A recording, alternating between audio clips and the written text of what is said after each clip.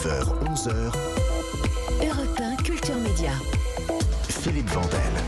C'est l'événement médiatique de l'année, peut-être de la décennie, peut-être du siècle, l'événement planétaire. On annonce le programme le plus regardé dans le monde de l'histoire de la télévision. La Coupe du Monde de foot, c'était en moyenne 1 milliard de téléspectateurs. 1 milliard. Et là, on pourrait dépasser les 4 milliards. Les funérailles de la reine Elisabeth II auront lieu lundi à 11h heure française. Et pour l'occasion, les chaînes de télé ont sorti l'artillerie lourde, émissions spéciales et directes depuis Londres qui vont se succéder toute la matinée de lundi. France 2, évidemment, ne déroge pas à la règle. La chaîne du service public sera mobilisée dès 6h, un moment très particulier dans la vie d'une chaîne et d'une rédaction. Pour en parler, deux invités avec nous. Caroline Thébault, bonjour. Bonjour. Vous êtes la rédactrice en chef d'opérations spéciales pour France 2 et en face de vous avec nous, Julien Bugier, bonjour. Salut Philippe. Faut-il vous présenter? Vous êtes journaliste, vous présentez le 13h en semaine, le JT de 13h sur France 2 et vous serez à l'antenne lundi. L'antenne démarre sur la 2 à 6h. Vous allez être à l'antenne dès 6h, Julien?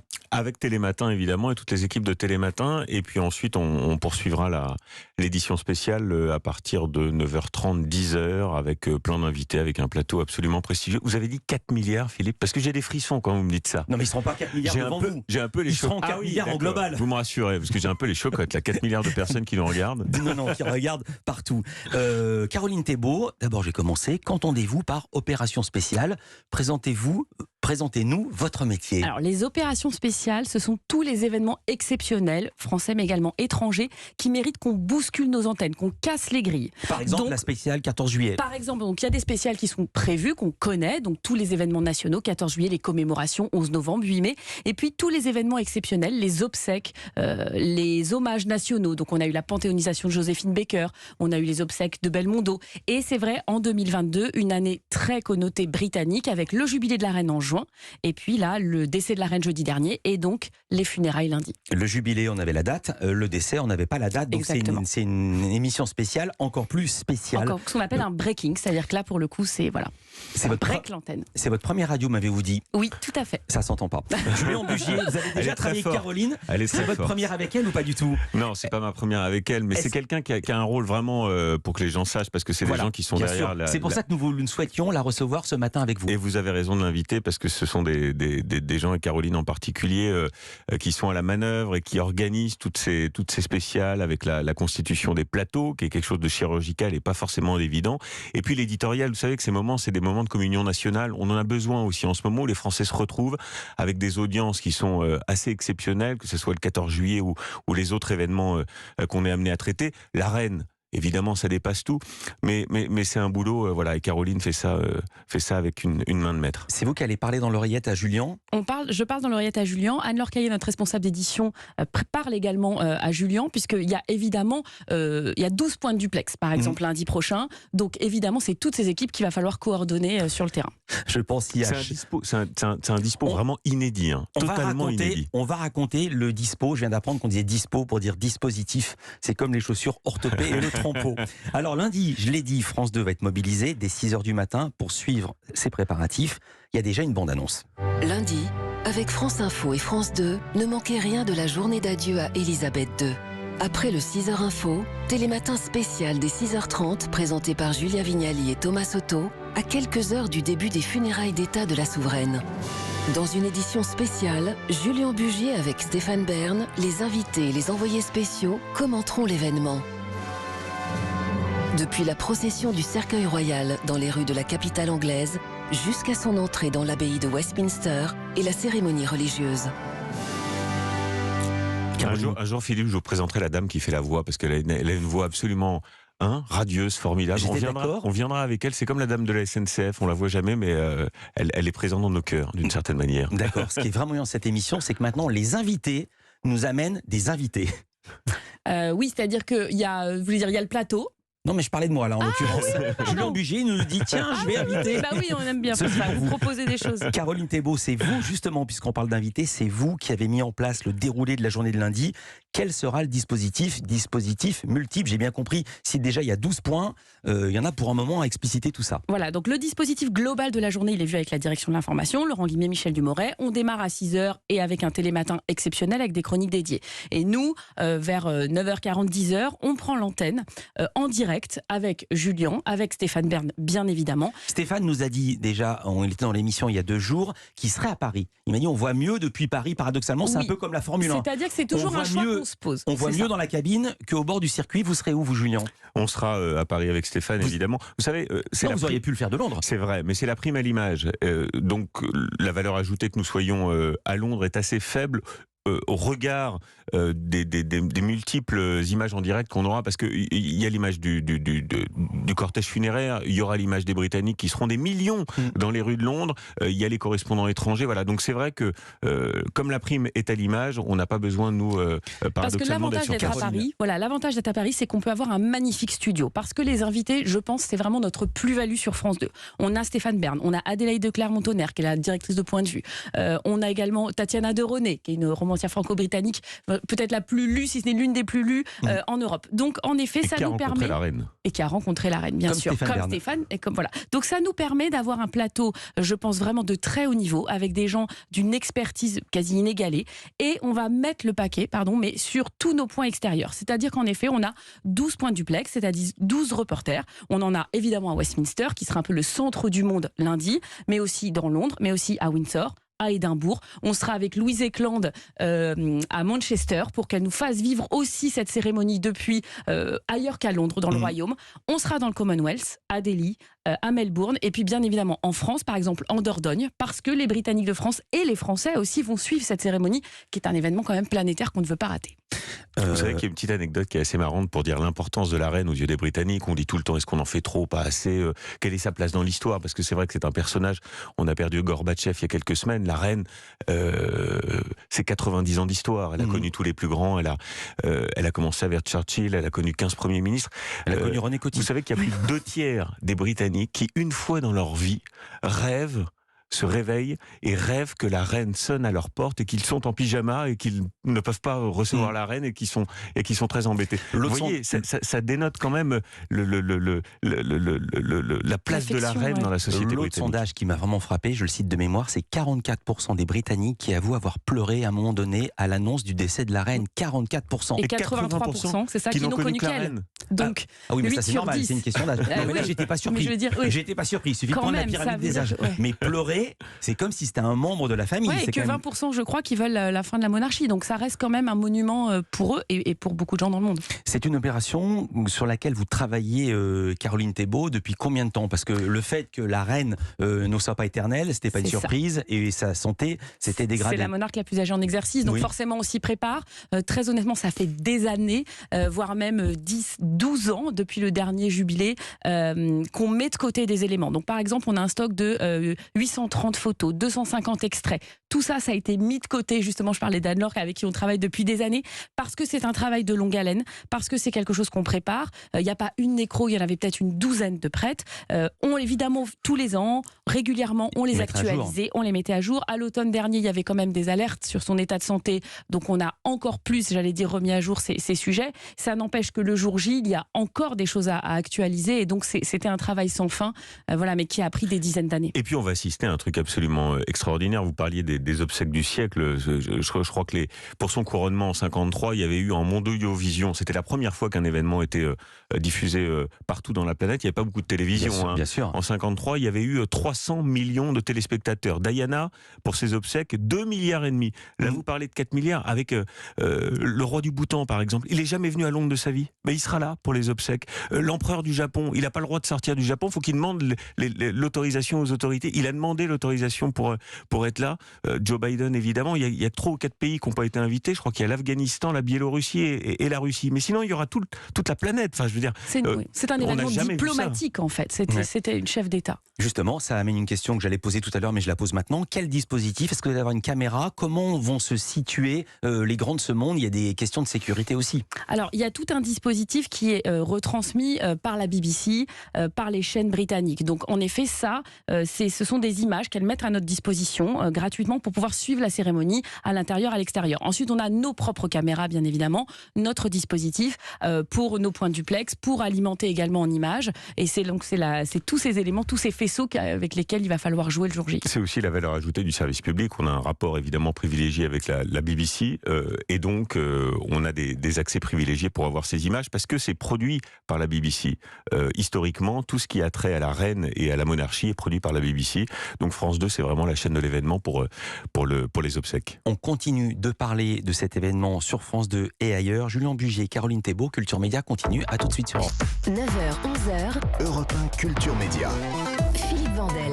avec Julien Bugier, présentateur du 13h de France 2 en semaine, mais c'est lui qui va commenter, qui va être l'anchorman de cette grande matinée, les funérailles d'Elisabeth II en direct. Nous sommes également avec Caroline Thébault, vous êtes la patronne et le titre exact c'est quoi ? Rédactrice en chef des opérations spéciales. Exactement. Julien Bugier, ça fait combien de temps que vous travaillez sur cette journée de lundi ? Sur les funérailles, enfin sur le décès, j'imagine, ça fait 11 jours qu'on y est. Ça fait 11 jours qu'on y est, mais vous savez, il y a eu le jubilé, les 70 ans de règne, émission pour laquelle d'ailleurs vous m'aviez reçu avec Stéphane Bern, je crois, et c'est vrai qu'on avait déjà préparé tout un tas de choses. On avait fait, je sais pas quoi, 6 heures, 7 heures d'antenne, Caroline. Oui, c'est ça, 6 heures Oh là d'antenne là. à peu près. Alors la question qui arrive, comment on peut raconter quelque chose de nouveau, non seulement après 11 jours de deuil, mais comme vous dites, après 6 heures d'antenne. 90 ans d'histoire, un peu plus même, 70 ans. Oui, mais comment fait-on pour ne pas meubler ? Parce qu'en même temps, on a entendu tout ça. Moi, je sais qu'elle aime bien les corgis, je sais qu'elle fait son petit porto le soir. Non, mais c'est une vraie question que se posent tous les journalistes. C'est comment se renouveler, comment trouver du nouveau ? D'abord, c'est l'histoire qui s'écrit devant nous, donc ce qu'on va vivre, ça sera aussi la force des images. Le poids des chefs d'État et de gouvernement, enfin je le disais tout à l'heure, des gens qu'on n'a jamais vus tous ensemble, c'est un événement diplomatique majeur. Ce sera jamais dans l'histoire, on a vu autant de chefs d'État réunis pour un événement dans un même lieu. C'est vrai. Donc ça déjà, ce sera une façon aussi de raconter l'histoire qui s'écrira sous nos yeux. La transition aussi de la monarchie, parce que on a beaucoup parlé de la reine et on va en parler évidemment pendant cette journée particulière, mais il y a aussi les enjeux qui seront ceux de Charles III maintenant et de la reine consort Camilla, les défis sur l'écologie, sur le maintien de la monarchie, sur le maintien aussi Vous n'avez pas répondu à ma question. de l'articulation du Commonwealth. Mais je suis en train d'y répondre. Tout ça, on l'a déjà dit. Ce sont des éléments. Est-ce que vous avez déjà écouté Stéphane Bern parler de la monarchie ? Toujours. Il est dans cette émission il y a 2 semaines. Après 25 il y a 2 jours. Après 25 ans, je continue à apprendre des trucs. Moi aussi. Et c'est ça qui va faire aussi le sel de cette émission. Stéphane, il est formidable. Vous pouvez l'écouter pendant des heures.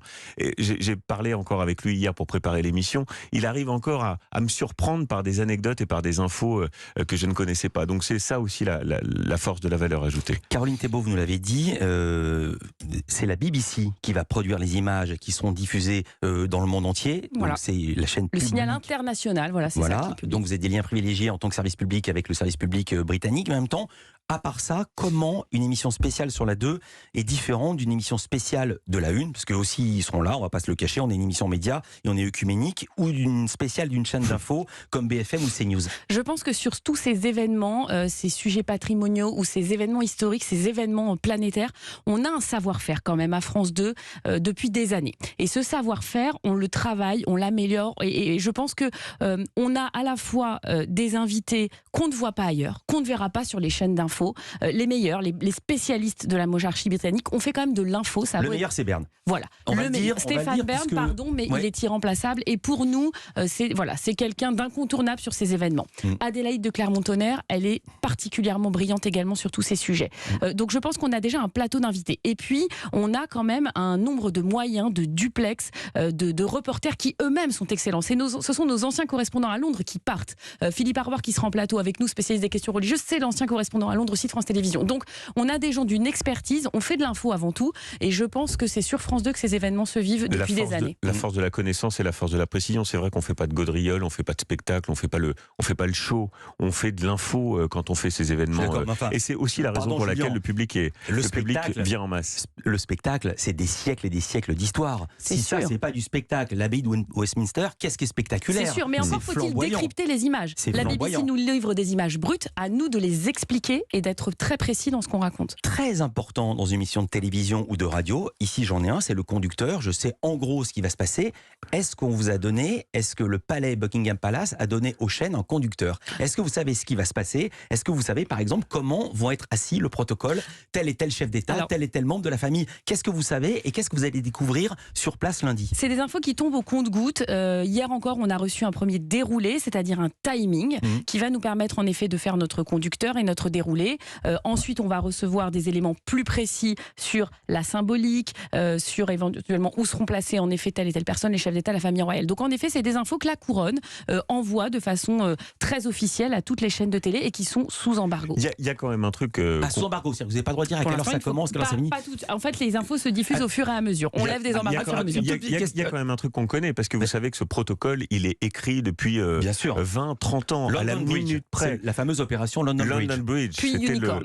L'opération Licorne pour les jours qui suivent. C'était le nom de code pour le jour où la reine disparaîtrait, mais c'est vrai que ce protocole, il est écrit depuis longtemps. Ce qu'on ne sait pas, c'est la question que vous posiez, c'est comment va se disposer les places des chefs d'État et de gouvernement. Vous savez que là, je pense que les téléphones des ambassades sont en train de chauffer en ce moment, parce que faut pas se tromper. On peut pas mettre n'importe qui à côté de n'importe qui. Vous savez que Joe Biden, par exemple, on a dit qu'il fallait prendre des avions de ligne. Il a déjà dit, moi, président américain, je viendrai avec mon avion et ma voiture privée, donc hors de question de prendre un bus. Donc voilà, il y a tout un protocole qui est en train de se mettre en place. Je pense qu'on va découvrir beaucoup de choses le jour de la cérémonie. Et que se passe-t-il si Emmanuel Macron est derrière un pilier? Non mais blague à part, est-ce que vous savez, ou on ne sait toujours pas où ils seront placés? Pour l'instant, non. Ils ne l'ont pas décidé, ou ils l'ont décidé, mais ils ne l'ont pas donné aux médias? Non, je pense que honnêtement, dès que c'est décidé, ils le communiquent, mais bon, ça c'est difficile de vous dire précisément. Mais ils donnent quand même pas mal d'infos au fur et à mesure, honnêtement. Comment? Et il y a aussi une partie de logistique. Est-ce que c'est vous qui vous occupez de la logistique, d'aller envoyer tous ces reporters partout dans le monde? Parce que c'est aussi toute une histoire. C'est évidemment un énorme travail. Quand les reporters étaient à Balmoral, il y avait une difficulté dans les reportages, c'était d'arriver à loger tout le monde à côté de Balmoral, parce que c'est perdu en pleine cambrousse. Même la famille royale avait du mal à y aller. Honnêtement, ce genre d'opération spéciale à monter, c'est un énorme travail d'équipe, et du côté notamment de la production. Chez nous, c'est vraiment le réacteur nucléaire. C'est-à-dire qu'il faut à la fois bloquer des positions de duplex, parce que vous vous doutez que tout le monde veut être à Westminster. Bien et sûr. Les places sont chères, je veux dire, au sens où elles sont rares. Cher, comment ça se passe? On les achète, on réserve? Comment ça se passe? On réserve des créneaux de 15 minutes, voilà, donc c'est avec des prestataires. Donc, et puis ensuite, on a nos moyens à nous qui viennent alimenter également les duplex.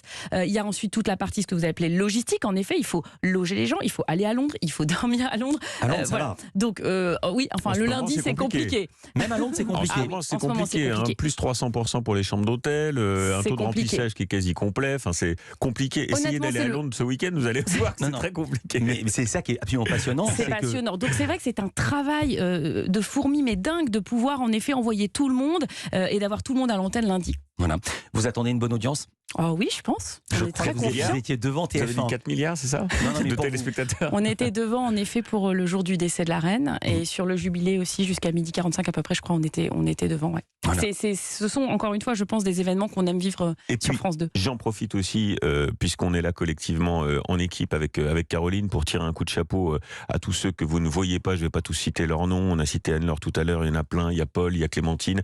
Voilà, qui sont aussi tous ceux qui participent à la préparation de ces émissions. On n'imagine pas, mais c'est des dizaines et des dizaines de collaborateurs pour que le résultat soit celui que vous découvrez à l'antenne. Je ne les connais pas, mais je salue Paul et Clémentine. Merci Julien Bugier, je vous connais. Merci Caroline Thébault. Merci beaucoup. Donc lundi, dès 10h sur France 2, 10h, 9h30, et prise d'antenne à 6h avec Télématin, du matin, avec notamment Thomas Soto et Julia Vignali. Exactement, et Julia. Plein de belles surprises. Merci d'avoir été avec nous dans un instant à parler sport et médias. C'est Sacha. Je précise aussi que la chaîne Info sera en direct sur l'événement toute la journée. Bah évidemment, le canal 27 de la TNT. On va retrouver aussi les télescopages de Bruno Donnet, non pas lundi, mais dans quelques instants.